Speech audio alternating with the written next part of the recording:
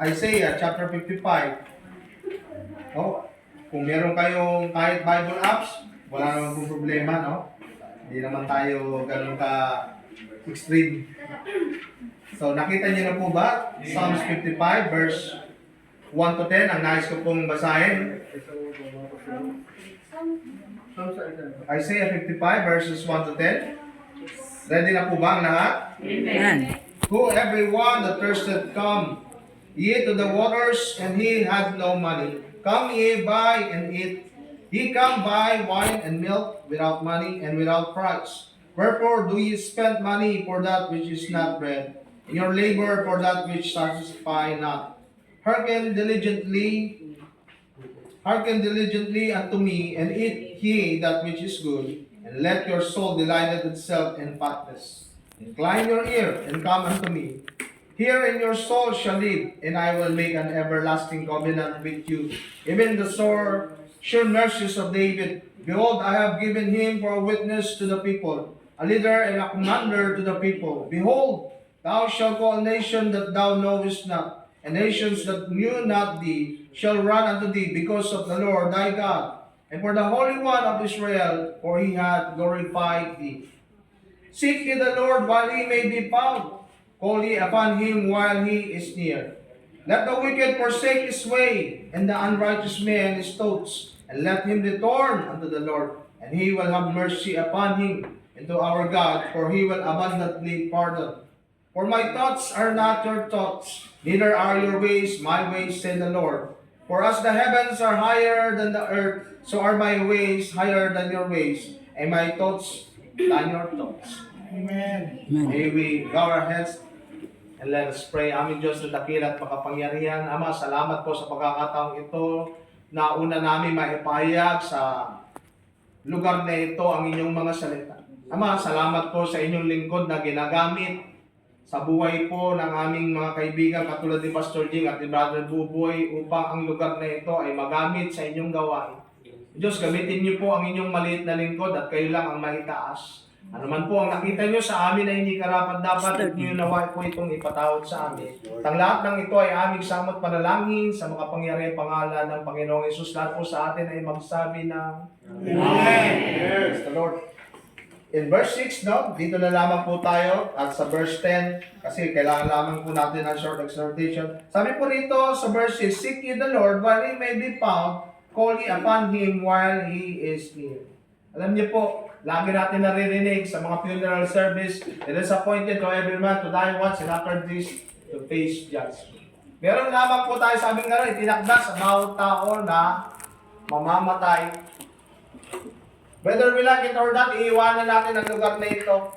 Kasi meron lamang itinakdang oras sa bawat isa sa atin. And after this to face judgment. Hindi tayo katulad ng mga alaga natin, nakikita natin na meron lamang silang temporal spirit. Pero tayo po, meron tayong katawan, kaluluwa at spirito. At kailangan po natin ng kaligtasan. Darating ang mga panahon, iiwanan natin ang lugar na ito because we are this place is just a temporary lamang po. So sabi nga, seek the Lord while he may be found, call ye upon him while he is near. Let the wicked forsake his way. Kailangan na pong iwanan natin yung mga gawa natin na alam natin na hindi ayon sa kalooban ng Panginoon. And the unrighteous man his thoughts, and let him return unto the Lord. Ito po ang ating layunin. Kung bakit hayaan ni Brother Buboy na gamitin ito. Kasi ito ang gawain natin na ang mga tao ay papanumbalikin natin sa Diyos na maranasan nila ang kaligtasan habang mayroon pang panahon. Kasi darating ang mga panahon na ang mga oras natin ay nakatakda lamang at ito po ay mauubos. In verse 8, for my thoughts are not your thoughts, neither are your ways my ways, said the Lord. For as the heavens are higher, tingnan po ninyo, than the earth, so are my ways than your ways, and my thoughts than your thoughts. Alam niyo po, ang salitang ito ay pinagkaloob sa atin ng Panginoon. Kanina, nag-uusap kami nila Brother Kaloy, ni Sister Emma. Ito rin po yung kanilang sinasambit na ang pamamaraan ng Panginoon ay higit sa ating mga kaparaanan. Amen. Ang pag-iisip ng Panginoon ay higit sa ating mga iniisip. Katulad ng sinasabi natin, parang hindi ka panipaniwala Bakit tayo magkakasama rito na hindi naman tayo talaga makakakilala? Pero iba po yung isipan ng Panginoon Diyos.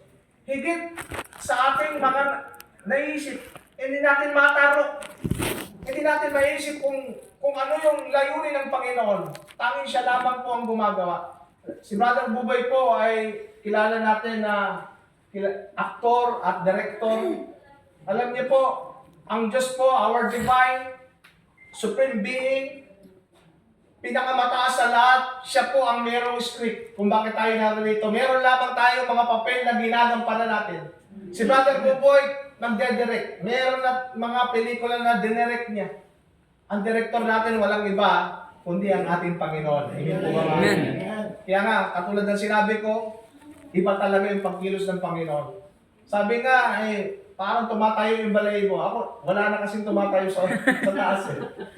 Pero parang unthinkable itong nangyayari sa atin. Na mangyayari ito na hindi naman tayo makakakilala pero pinagsama-sama tayo ng Panginoon. Biro mo si Pastor Tom, si Brother Kaloy, si Brother Raymond. Wala kaming alam ni Pastor Jing kung paano natin ito maisasayos. Pero ibang mag-direct ang Panginoon. Hindi po ba? Amen. So, pinagsama-sama tayo rito, mga mananampalataya, yung pinapunta rito ng Diyos. Kasi mayroon siyang layunin. Amen. At ang layunin ng Panginoon ay marami tayong maisalbang mga kaluluwa. Amen. Kasi isipin po ninyo, kahit ang kaaway po ninyo, kung kayo ay matured na mananampalataya, hindi nyo na naising mapunta doon sa walang hanggang kaparusahan sa apoy ng impyerno. Kailangan natin maipayag yung pagliligtas ng Panginoon, the gospel of salvation. Kailangan natin ipayag yung pag-ibig ng Diyos, na mahal ng Diyos ang kanyang nilikha. Subalit, meron siyang requirement sa atin na kailangan natin ipabatid sa mga tao. Dahil ang nais ng Panginoon ay tanggapin ang kanyang isinugong tagapagligtas. Walang iba kundi ang ating Panginoon. Amen. Sabi nga, whosoever believe in Him shall not perish but have eternal life. Kung bakit ito nangyayari, ang layunin lang natin ay marami tayong maisalbang mga kaluluwa. Tayo po ay mayroong papel na gagampanan para ang mga tao ay madala natin sa paanan ng Diyos. Sila'y maligtas. Hindi po ba mga kapatid? Amen. Ang pinakalayunin natin is to please God. Because we are created to please God. Revelation chapter 4 verse 11. Isipin po ninyo, sa dami-dami ng nilikha ng Diyos, ilan lamang po ang gumagawa ng paraan para mabigyan ng kasiyahan ng Diyos, mabigyan siya ng kaluguran. Kasi halos lahat ng tao, hinahanap lamang yung kanilang sariling kaligayahan. Yung maginhawa lamang sila. Pero hindi nila nalalaman na nasa salita ng Diyos, na tayo nilikha ng Diyos para magbigay tayo ng kasiyahan sa Kanya. To please God. We are created to please God. Kaya nga, salamat po ng marami sa lahat po ng ginamit ng Panginoon para ang lugar na ito ay magiging gawaing pagsamba. Kasi yun po ang kailangan nating gawin. Sambahin natin ang ating manlilikha. Hindi po ba? Maraming po salamat sa lahat ng panahon na inukol ninyo.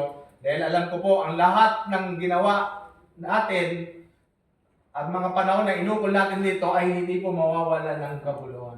Dahil marami tayong maisasalba. Sabi nga ni Brother Buboy, although we have complete Bible, hindi na siya propeta, pero ang sabi, napakaganda kapag magaganda ang lumalabas sa ating mga bibig. Amen po ba? Sabi ni Brother Buboy, ang pangalan daw natin is Little Flock. Pero ang sabi niya, hindi po tayo mananatiling maliit na kawan. Dahil ang Diyos ang gagawa upang ito ay lumaki at lumako. Amen. Amen po ba mga kapatid? Amen. Supurin po ang Panginoong Diyos. Tayo po ay manalangin sa ating pong closing prayer. Aming Diyos na dakila, salamat po sa pagkakataong ito na maibahagi ko po ang inyong mga salita. At ang layunin namin ay maitaas lamang ang pangalan ninyo. Salamat sa mga kamanggagawa ko na dinala po ninyo rito, although hindi kami magkakita, Lord. Salamat sa buhay ni Pastor Tom, ni Brother Kaloy, ang kanyang may bahay, si Brother Raymond.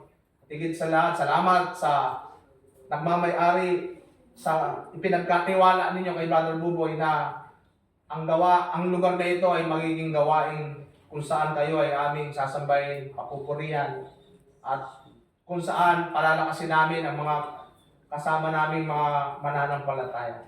Ama, sa inyo lang namin binabalik ang mapulit parangal at pagdakila at kung paano kami nakarating rito ng ligtas, ganun din mamaya sa amin pong pansamantalang paghihiwalay at sa muling gawain ay muli nyo kaming indako sa lugar na ito. Ama, minsan pa kayo lang ang aming tinataas at dinadakila. Ang lahat ng ito'y dalangin namin sa pangalan ng Panginoong Hesus. Lahat po sa atin ay magsabi ng Amen! So God, din ang Lord. Amen.